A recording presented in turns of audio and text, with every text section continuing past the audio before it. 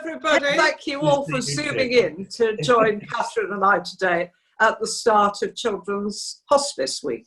I was going to start, before I asked all of you to share your experiences, by describing what I felt like when I first went to visit a children's hospice. Helen and Douglas House, as it was then, Helen House. I think it was about 13 years ago. And I have to admit, I was filled with a certain amount of trepidation because I wasn't sure what I was going to find. When I arrived, I was totally amazed by what I found, the feeling of warmth and laughter and happiness. And since then, I've obviously visited Children's Hospice South West, and whatever hospice, children's hospice I've been to, I've felt that same warmth and laughter. And obviously the nurses and the carers who look after these children are the most wonderful people. And they just sort of inspire happiness. It's an uplifting experience, isn't it, going in, which was the opposite to what I thought it was going to be. Obviously, I'm a massive fan of the work that the staff do, and the fact that, you know, families are able to live as close to their home environment as they possibly can in what is really difficult circumstances is extraordinary. And it's a credit to the staff really that can provide the environment to help them go through, whether it's long-term care or short-term care. It's really awe-inspiring. How is everything at the moment going for you within, you know, with the pandemic and everything like that? Has it put lots of extra challenges on the service that you provide for your families? Absolutely. It means that we've had to be very agile on our feet in terms of responding to the changing needs of families. Obviously, most of our families are shielding very vulnerable people, young people, and not wanting many of them to venture from their homes. So we've had to turn our family-based respite model into something else. We're still open for emergency and end-of-life care, but we're working in the community, which is something we haven't done before, which is being very welcomed, and it's been enormously successful. And it won't surprise you to know that we're working virtually as well. So it's been a very interesting experience. And Claire, perhaps you at Helen House would like to tell us a bit about how you're getting on there. Our doctors have never done as many outreach visits, and nor have our team.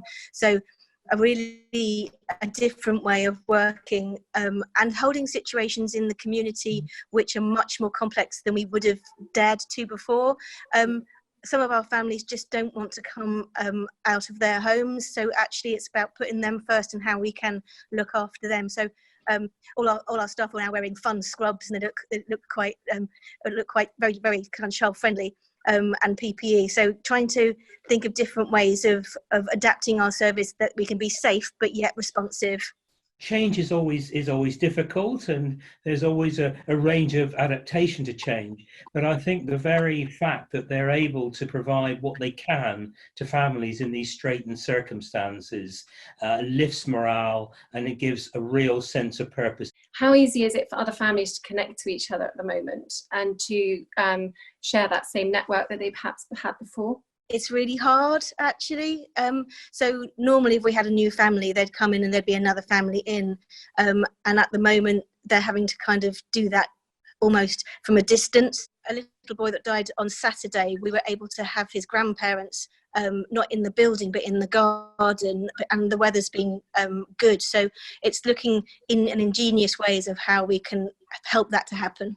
Eddie, do you think you could tell us all about your experience with children's hospices? It was to Helen House in Oxford that my late wife and I and our two children, as they were then, went to receive the enormously valuable and loving care that we experienced there from 1984 until 1995.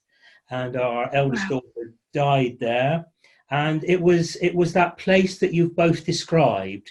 It was a place of wonderment, really, of people doing their utmost to care for your child as you wanted them cared for, and the utmost attention to detail and loving care just scooped us up.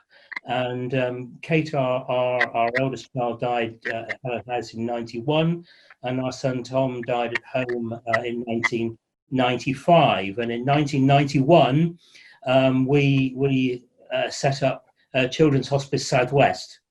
And so what we could say this afternoon, I think, is that Helen House really inspired the whole of the children's hospice movement.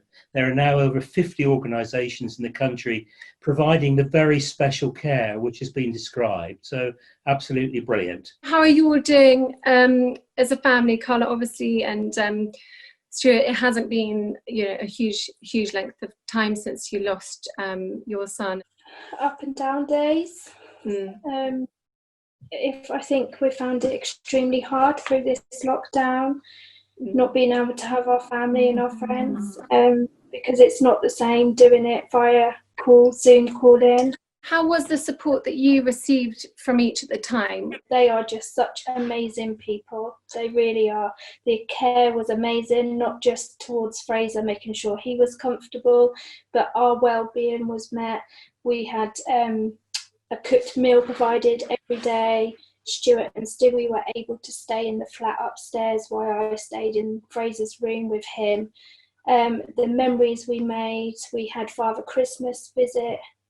We also renewed our wedding vows because Fraser had always looked at our wedding pictures and asked where he was in those. And it was our 10th year in the July, so we decided actually let's do it and renew our vows. And if you'd seen the change in the care floor that those staff had done in 48 hours, it didn't look like a care floor. It was amazing. It really was. Children's hospices go that extra mile actually and support families like yourselves. I think is extraordinary, and they, like you say, they consider the whole family as well, which is really important. But I hear you've been doing lots of fundraising, which has been amazing. Well, I did do 5k every day in May. Who inspired you to start running 5k every day? Captain Tom did. Oh, Captain Tom. Captain Tom has done a lot for this country, hasn't he? He's inspired so many people. You must be very fit, Stewie. We'd like to thank everybody who works for hospices across the UK for the incredible job you do and allowing families to treasure their moments together. I think that's so important, and it's entirely due to all of you that it's able to happen. And thank you so much for coming on. Stay safe and stay safe. Thank you. Bye.